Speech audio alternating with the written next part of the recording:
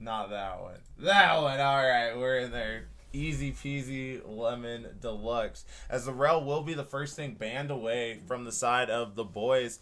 Just taking away one of these engaged champions away from World War II Penguin, who's looked really good on these types of picks, playing things like the Nautilus, the rel, even the Thresh in some games. So we'll see if they'll continue to pinch down on his champion pool, force him onto something different, and followed by a Lucian ban. Didn't see a Lucian out of this team, but strong solo laner. And it's cold. The bans are flying in quick as Volibear. Another quick pickup for the side of the boys on the bans.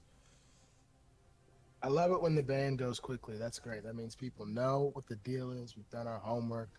We're checking in. We're checking out. We're banning out Morgana. See you later. Terrible champion. Hate that that's viable in the jungle now. That is the bane of my existence currently.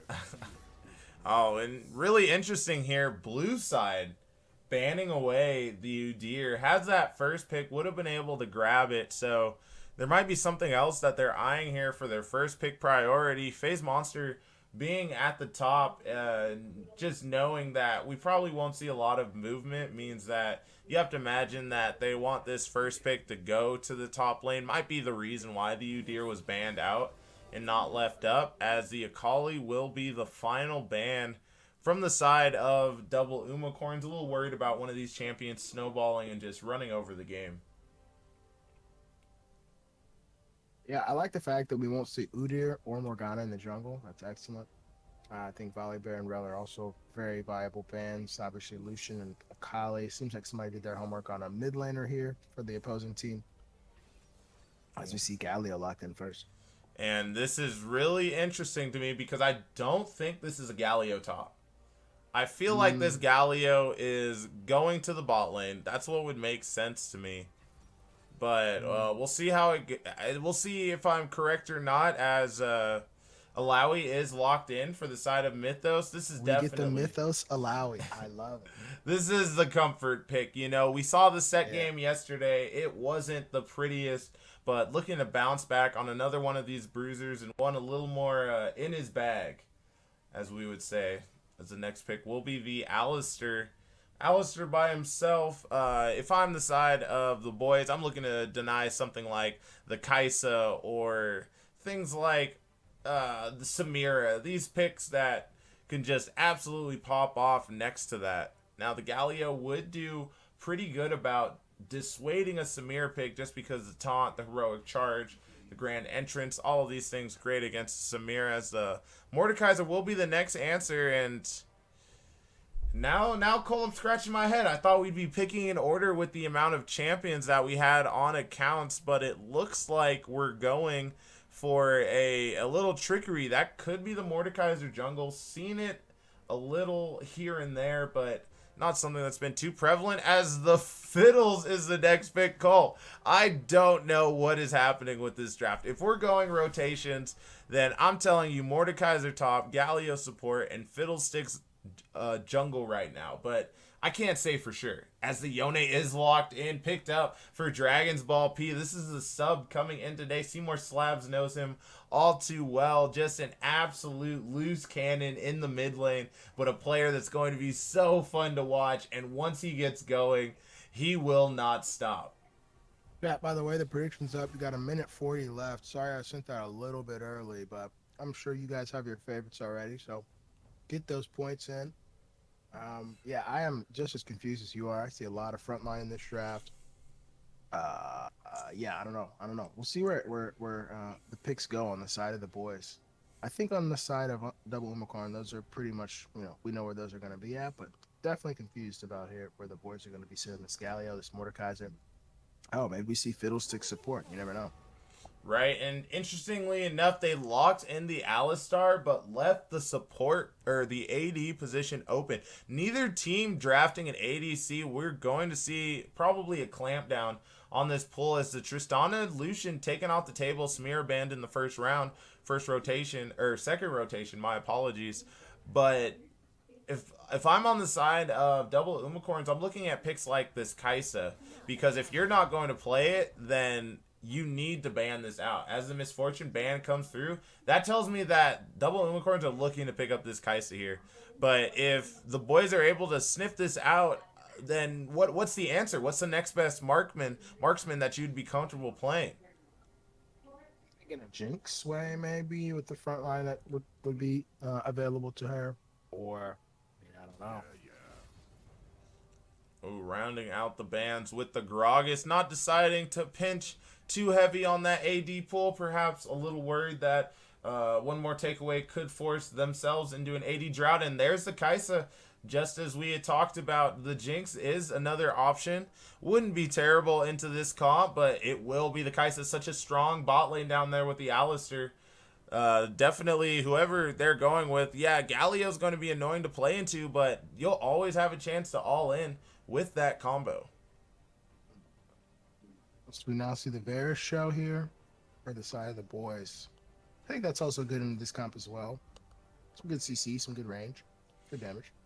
Yeah, I agree, and we'll have to watch what Varus this goes into. Right now, looking at the draft from the double Umacorns, I would imagine an on-hit Varus might be a little bit more worth it for their side, but might still be that lethality. Oh, and rounding Yeah. out. Oh, sorry. Go ahead. Nah, you're good. Go ahead. Rounding out Azir. the picks will be the Azir, and this is a pick. Yeah, I know. I'm sorry we were not able to get everyone lined up in the correct order on the side of the boys, but I think it's better this way, so that way they're able to prioritize the pick order they want, able to prioritize the champs that they get. Maybe one of these days Mark Mel will return one of my emails and we will get that every champion unlocked, as it is the Elise in the jungle.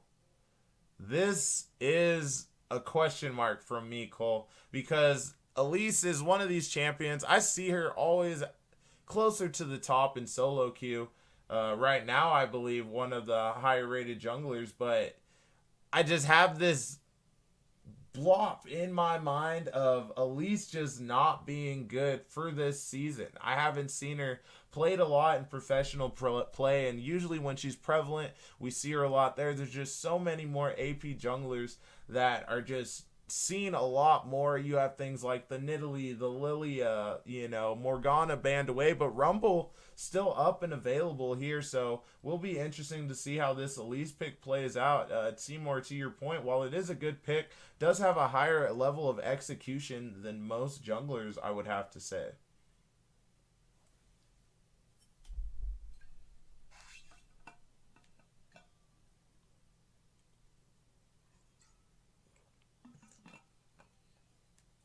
Oh, Cole, you're muted. Yeah, I was saying I think they were looking for some AP with the Elise pick.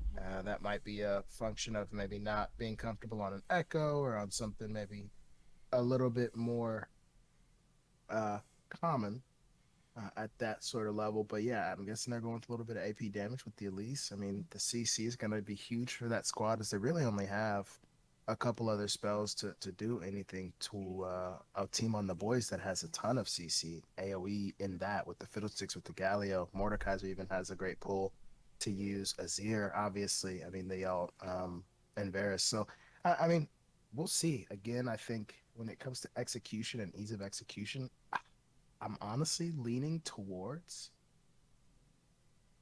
I guess, the Umacorns. I mean, I think they have a slightly easier comp to execute on. But we'll see. We'll see who can land the CC and who can get the gold lead. I think that's gonna again matter greatly as we get into this game too. Yeah, and Jedi Sand King, thank you so much for that raid of 6. Looking forward to your team turning it around next week in our day 3 of the ULS. But good on you, and thank you for that raid.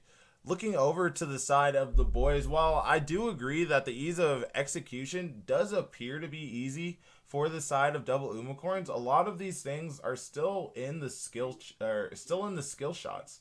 I would have to say, yeah, your Lowy wants to get in, but you're looking for that stun by the Elise. Yone still has to aim his ultimate. Anything else would be like the Alistair just having the point and click. But easy response there coming in if you get Galio ult on top of that, a Fiddle's ult, and Mordekaiser is able to pull things apart. While it is a little more difficult to execute, I think that the boys have drafted a comp that does have the tools to actually get them out of some of these situations that the double Umacorns will be looking to go for these all-ins and these big engages. They have the kite tools, and they also have the forward tools to pick and choose where these fights will happen.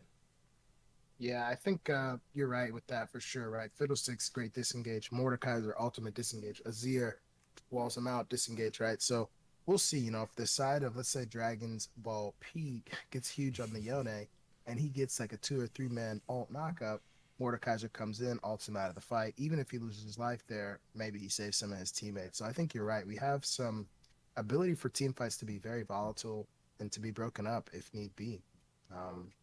Also, really love to see the Azir at any point. If you guys remember, we had a game a couple weeks ago. I think it was the show matches where we had an Azir pentakill. So didn't want to forget about that. That was pretty incredible as well. And that pentakill also came from Get Me Out. So back on this champion, back on this pick that he was able to show why it was worth it. Remember, Sin was not very up on this pick. Thought it was just, problematic, too difficult to perform on. But Get Me Out showing that he's put the time on this champion, and he's not flipping anything when he's taking this. This is a walk in the park, like riding a bicycle. You do it once, you never forget when it comes to someone like Get Me Out. Yeah, we see as the summoners as well, everything matching up about evenly when it comes to the summoners. Looks like Azir will have Exhaust in the mid to Yone's Ignite. Whereas Galio, we see with the Ignite in response to the exhaust of WWE 2 Penguin on Alistar. So let's get things set up here, get everybody in order. And as we load in, we do get a lot of action out of this team. So already seeing pings go down near the enemy red buff. It's just a matter of which way we're going to engage. I love the skin coordination in the bot lane. Look at those boys with the pink skin. Oh, it is beautiful. You love to see it. And here we go. We've got a 4v4. Oh, and here comes big old taunt coming through. World War II Penguin going to have to flash out his ignited. Dick Long is burning down. We'll be able to get out.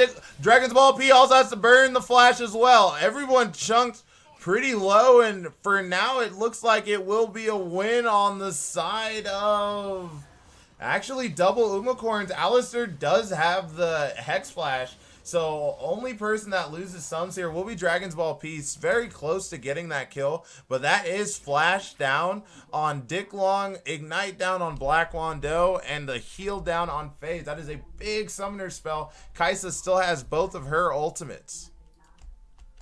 Yeah, we saw Dragon's Ball P has nothing now for a while. That Ignite will be back relatively soon, so that won't hurt quite as bad as the Flash being down until about 4 or 5 minutes. But yeah, the trade, interestingly, we got 3 summoners out on the side of the boys, and Umacorns used 2 on the same character. Well, 3 as well, but 2 on the same character. So we'll see how that plans out in the mid lane. Yeah, interesting enough to see that, these teams both really bloodthirsty coming out at the beginning of this game. Should have seen it coming, honestly, but just a lot of action from the very beginning. Yeah, we see the SKT1 Azir skin, something you don't see every day. Looking good there. Like you mentioned, the matching pink skins for FC Monster and Black Wando, pretty awesome to look at as well. Yeah, and with the lethality, it does look like this will be the on-hit Vars. Interesting enough, the only AD that they actually have on their team is Dick Long. Gets a great trade on the Mythos. Mythos getting stuck up into the wall. Does have to be careful. Does have his flash, so nothing more should transpire from that. But Dick Long taking full advantage of this top lane right now. As World War II Penguin does take over to 2. Doesn't look like they'll go for the engage. You were saying something about the only AD on the side of the boys? Yes, excuse me. The only AD on the side of the boys will be in FaZe Monster. So going for this on-hit build, You're good at damage down, but I think you might get just a little bit more if you went for that lethality. You'd be getting a little bit more out of it and more consistent AD damage, because it's going to be really hard for the Varus to get into some of these team fights with Yone fishing, with especially this Alistar fishing as Diglong pulling back Mythos. Mythos should have to burn the flash, waiting too long. Oh, is able to get out there, and it's actually pretty close on the side of Mythos to get a return kill. Iridescent Poro with the flash forward will just heal him up, but is it enough? The tower shot brings him down at first blood, going over to Mythos. Mythos on the comfort pick in the Alawi. I told you guys when we were drafting it, when I saw it drafted, I was going to be excited to see that. You see just going down to literally 2 HP, remaining alive, and then really using the tower, the turret, to get that return kill out of the gank. It's going to feel bad for Iridescent Poro. Yeah, definitely just reaching a little too hard there. You know, Diglong had done such a great job of getting this lane into a position to where he was winning, to where Mythos couldn't come out and really do anything, was getting the better of these trades, and even expending the flash in that. You know, you just got to feel for the side of the boys. Yeah, definitely. That's not how you want that 2v1 to go up there, but again, that's the power of the Lowy. That's kind of her shtick. What she loses in terms of any type of mobility or real CC, she gains in her ability to take on champions in a positional matchup, no matter how many there are. Yeah, and that's just scary from the side of Diglong. Hasn't even gotten the base on from Mythos, but Mythos just sitting in this lane, double buff. This Alawi is just able to spam these spells, keep this healing going, and just ultimately be a threat. Oh, it looks like Iridescent missed the Scuttle Crab, and Black Wando here to try to save his jungler. Crazy Monkey T stepping forward, but the heal comes out at the last second. Will get away. Flash follow for the auto attack, and a great play by FaZe Monster to lock up a kill when his jungle does lose. Oh, but here comes Get Me Out on the Azir. Get Me Out does not play on this. Drops the Sand Soldier, and they're able to stay on Obese. Penguin dropping another one. You got to think the Q's back up soon. Fleeing, gone. Double kill in the pockets of Get Me Out, and now Mythos is engaged on, but I don't know if Diglong wants it. Mythos does have the 6, just stays on, and one more Q would do it. Forgive us for the visual bug, but it was there, and Mythos picks up his 2nd kill, and that's the first death for Diglong. Lots of action. Get Me Out says, get me in there. Picks up the double kill on the bot side of the boys. As that's happening, Mythos trading well on the top side, able to secure the solo kill on the Diglong. I mean, 3-2 stands to count. Gold lead relatively non-existent. You know, we'll call it 400, 500 gold. We haven't seen a Drake just yet. We'll see how things pan out here approaching minute 6. Skip with the hashtag brothers for casters only, and that is something that I'm surprised isn't trending already. Just like this game trending in the Fiesta direction, that is going to be just short of 1,000 gold, looking like 700, 800 gold, what it bouncing through in favor of the boys, as we just have a lot of action bouncing back and forth between these teams, Cole. Yeah, for sure. Lots of action early. After that kind of failed 5v5 we saw pre-minions, we now have all of the smoke coming through on the side of either team, as we have plays being made all across the map simultaneously. Yeah. We see Get Me Out with the 151 gold or 150 gold shutdown already at 2-0. Interestingly though, Dragon's Ball P is about 20 CS ahead, kind of nullifying what would be a much larger gold lead. Yeah, and just doing really good in this melee matchup into the Azir, up 18 CS on him. Get Me Out able to pick up some kills on the side, but Dragon's Ball P doing really well for himself. Staying healthy in this lane and staying on this advantage. Diglong looking for a little trading, but Mythos is big. Just takes the E in so we can get a little bit more trading onto him.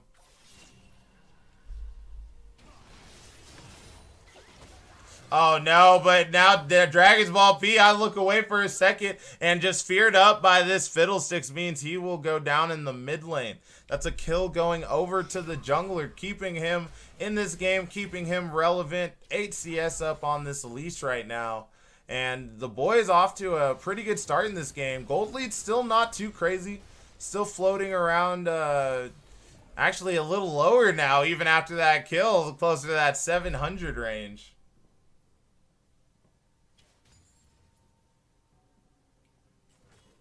Oh, Cole, you're muted.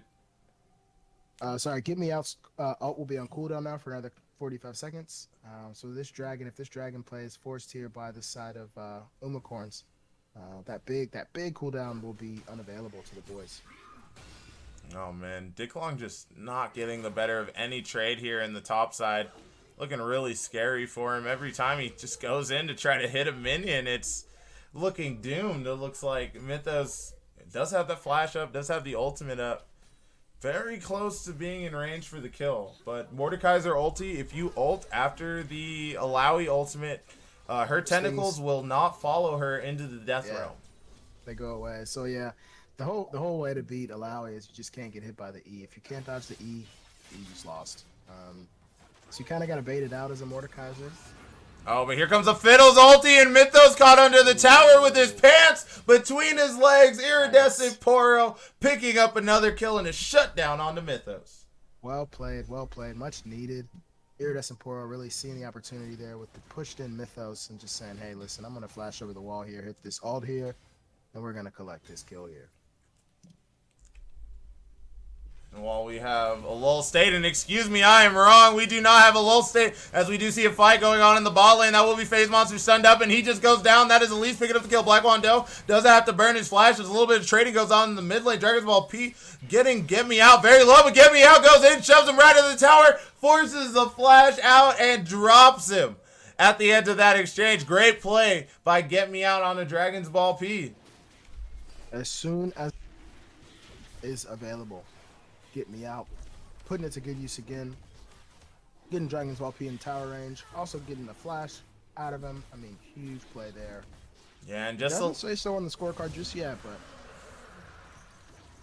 the boys are making some solid plays in the mid game. Yeah, and their gold lead amounting to 1,000. And again, while we actually have a second, I will make sure we got my boy Cole turned up for maximum viewership experience goodness. All right, I'm going to try to cover while Z's not here. This is terrifying. But what we do see, got Iridescent Poro securing the top crab here, making a play. Looks like another repeat gank on the top side. Mythos, I think, sniffs it out, and it's to safety at the moment. We see some trading happen in the mid lane again. Get Me Out is getting in. Dragon's Ball P once again taken to about 250 HP. It's going to have to retreat to the base.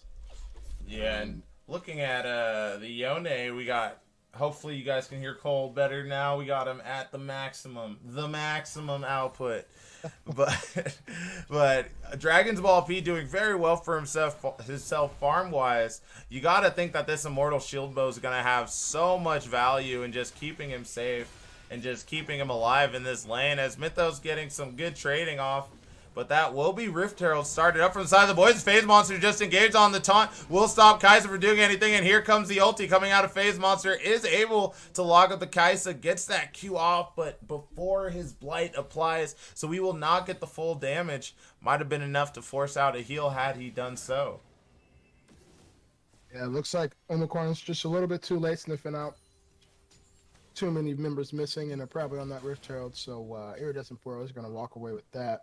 Gonna have about 2 minutes to use it for maximum value here. Try to get some plate gold off of that. We'll see kind of what happens as we see still Z this bot lane on the side of the boys, just pushing in. And this is really scary from the side of the boys, because they don't do it there, but the side of double Umacorns, they still have both of their ultimates. Varus no longer has his ultimate. If Alistair goes in, pops the Unbreakable Will right after the Galio taunt, they can just run this Varus down. Kai'Sa ults behind him to stay on. They will 100-0 this Varus if given a chance. Yeah, for sure. That is for sure. I think this 2v2 matchup is the best chance that Umacorns are going to have in the bot lane here for a while. You know, there's a lot of CC and disengage to work with once the teams get going in a 4 or 5 minute engage. Yeah, really unfortunate that they're not going to capitalize on this. Tim, appreciate you. So glad you can make it in, my brother. Oh, and the flash in from World War II Penguin. But remember, Obese Penguin could just follow with the ulti, holds onto it, actually doesn't use it. The Galio taunt was down. Really surprised to see him not go for the play. I think he could have burst him as the Yone is able to get back onto the Azir. Azir, no Sand Soldiers. This will be very hard to fight. But without any mythic item, that is even tougher for the side of Yone. The 2v1 tries so hard to make the outplay, but just does not have the damage yet.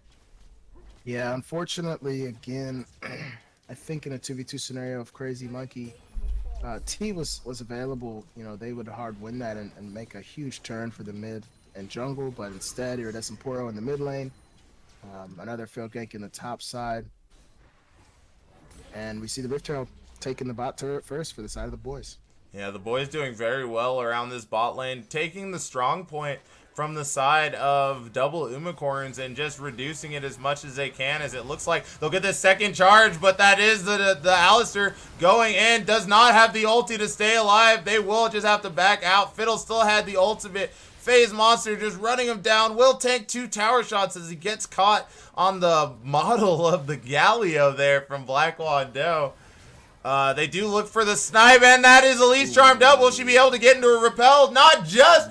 Fiddlesticks picks up both kills as OB's Penguin tries to come back in and make something happen. And if you haven't been watching for 5 minutes, the gold lead has gone from 1,000 to 5,000 gold. Yeah, now in the lead. Just like that.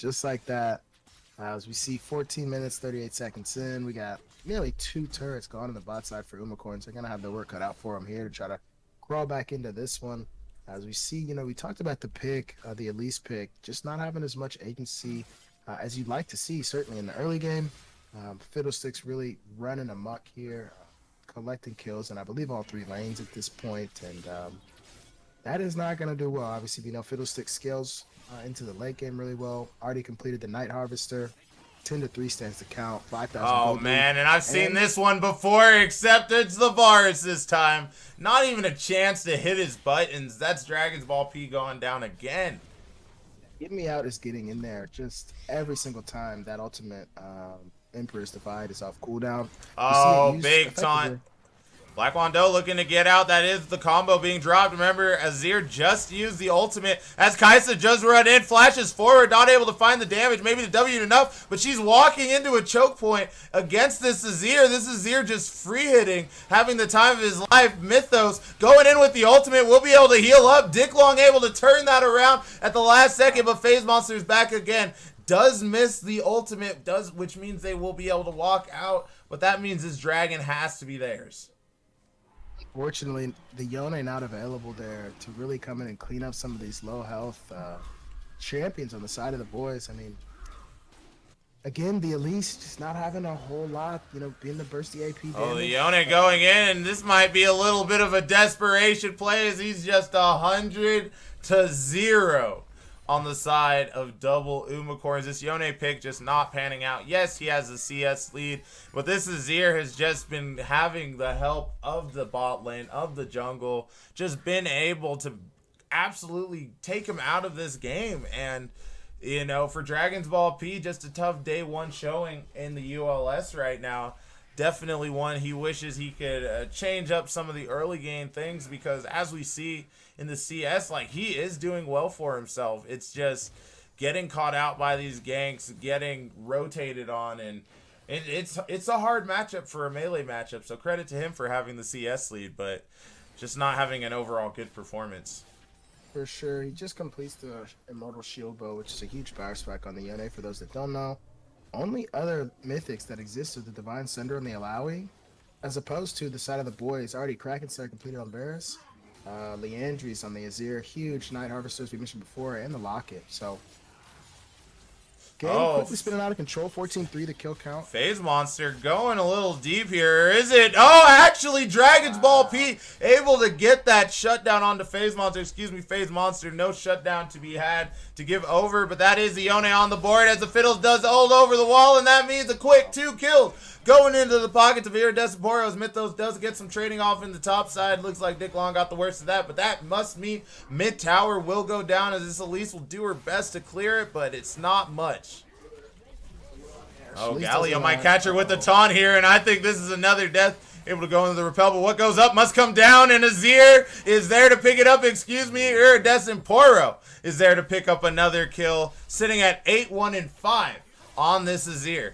Going right back in, this Galio never stops, and neither does this Fiddlesticks. Yes, no respect. Under the turret, under the tier 2. I don't care. Here's a taunt. Here's a dash. Oh no, I've seen this one now back to back to back. Cole, I hate sequels because it's just the same shit in another movie, except this time they look to turn it around, and I don't believe it. 2 kills going back to the side of the boys in that exchange that looked all but in double Umacorns' favor. This Fiddlesticks is gone. They win the map on the top side. 21-5, 10,000 gold lead, pre-20 minutes. This game is tragedy for the side of double Umacorns. Yeah, I mean, you just see kind of, you know, the effect, the impact the jungle can have has just been massive. And unfortunately, this game, double Umacorns are on the wrong side of that. Yeah, and just looking at this Elise pick, to put a magnifying glass on it while we have a chance. Actually, while we don't have a chance, is we do see Dragon's Ball P going right onto the Azir, immediately exhausted here. Will try to get the shutdown, and he does. That's 800 gold going into the pockets. The charge will go wide by the Galio, and he hits the wall. That is money into this Yone's pockets. That is a win condition, and excuse me, that is a debt condition, as Dick Long shows up and brings the hammer down onto Dragon's Ball P. But a great shutdown for him. Still say that's a win. Yeah, that's a crazy outplay to get the 1v2 and to pick out the Azir there. I mean, nice play, Dragon's Ball P, to try to keep your team in the game. Yeah, sitting now at 145 gold. Does have 7 deaths, but these 2 kills, looking more at that second one, definitely a big point, as he was able to get a lot of gold on that. But that does mean Rift Herald's going down. This inhibitor tower is sure to fall. Kaisa just now taking her back while Varus finishes working on that. Here comes the Fiddle's ultimate. Fiddle's ultimate fears up Mythos. He can't do anything. World War II Penguin trying to get out of there, running away with the phase rush, but it's not enough. Here comes the slam. Dragon's Ball P making what he can happen on the backside. Is Black Wando does try to go back in off the snapback from the Yone. That might kill him. It looks like it won't. Oh, Beast Penguin will burn down as Dragon's Ball P not able to find the kill. Iridescent Poro going into the stopwatch, saving himself. Crazy Monkey T going right back in, and here comes the slide, the glide. It's the Azir. Get me out, says get me out of this game. I think it's over. Another charge on the Shelly as she gets ready. He is able to lock that out, but the Varus ulti just locks him up, and he goes down. World War II Penguin looking to make some heroic efforts, but Alistair does not do that, and there goes the Azir wall to keep him going, and the Alawi bringing down the pain, but is it enough? She gets the shutdown onto the Fiddlesticks. Get me out, goes into the stasis, trying to stay alive, picks up the double kill. They do keep him off, and there's the charge going in from the Kaisa.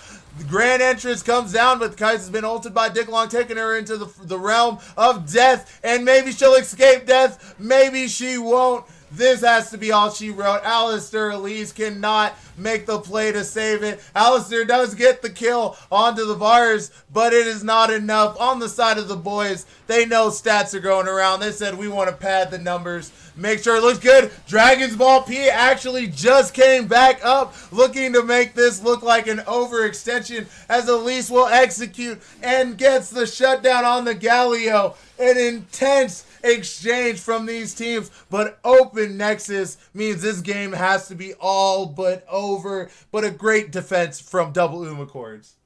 Yeah, I mean, they put it all on the line. Their base left in tatters. You know, they got just 2 inhib turrets to speak for right now, but you know, the game will go on. 11,000 gold lead, so that didn't go too crazy there. We're only 2 dragons in, 22 minutes. We got some shutdown gold on the Fiddlesticks.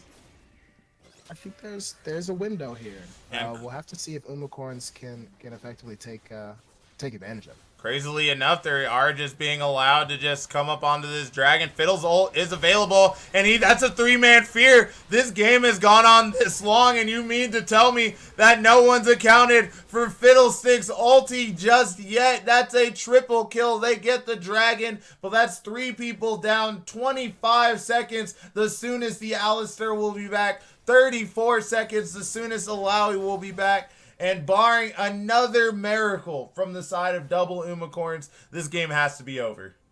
Definitely, yeah. Iridescent Poro actually still has the Oh, flash. going right back in. No time to waste here. Obese Penguin just blown up on the side. Dragon's Ball P is brought into the Death Realm, and he is picked up, cleaned up, send back home. Fragile. Please do not drop on its side. World War II Penguin going in, trying to stop it. The boys solidifying their lead. And double Umacorns in what no one would have thought start the ULS 0-2 while the boys advance to 1-1. Yeah, what a game there. Again, sub 24 minutes, some quick ones today, Steve. What do you think about that? Man, that was really good, really well played, but I feel like this was just another situation to where we just had this snowball effect, and I feel like one of the big things that I'm gonna be looking for people to improve on. Oh, my apologies, 2-0 for the boys. They did take down Dino Nuggies. My mind is all a blur right now, but I think one of the biggest things that we need to see going forward is the comeback mechanics. I feel like so many of these games are decided in the early game, and they're just over before the game even really gets going based off of a couple of early game missteps. But absolute credit to both teams now.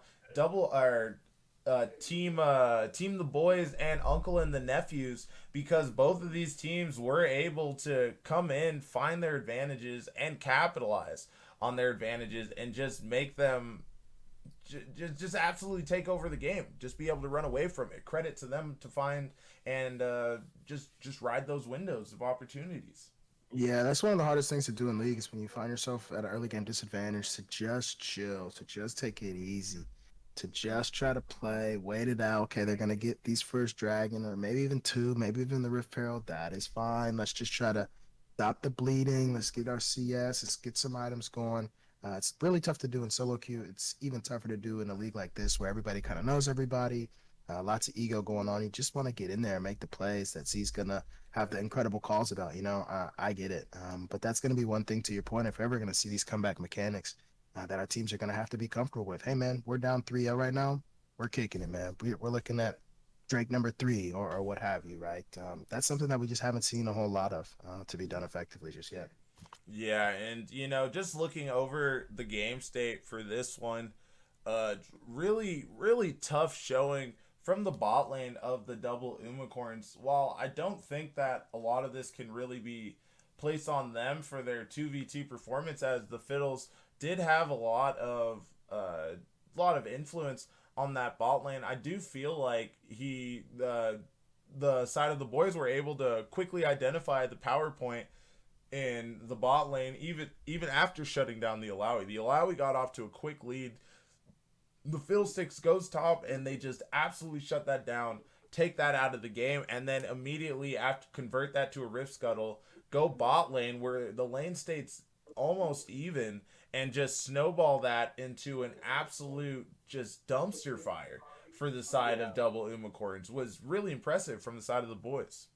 So here's one thing I know that Double Umacorns miss is I know that Frost Unbreakable would have been in Iridescent Poro's jungle during some point of the first clear. I know that to be fact. So that is something that we just see it in the end game right now, right? We got 17-2 Fiddlesticks. That doesn't happen if Fiddlesticks isn't allowed to first clear as effectively as it was. And so I'm excited to see him get back.